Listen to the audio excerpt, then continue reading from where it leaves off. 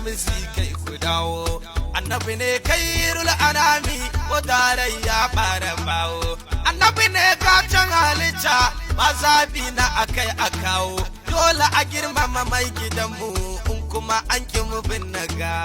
ya kare wa bayi soyayya ba ta biyayya a dole a bita a girmama ta rai ta jiki fasa shudi sai mai su ya bayyana ta girmama lara wajibi ne sirrin annabi ne cikinta ladabin da kai masoya mu tabbatar zuwa gushewa barka ko ba wai sai mu ta kira ta kar mu kosa soyayya ba ta sallatawa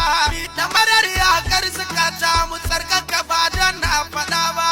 in ma ba ta gane Allah in ba tsarkake zuciya ba dangi mun ce annabin da yawan tafiya azarce tsayawa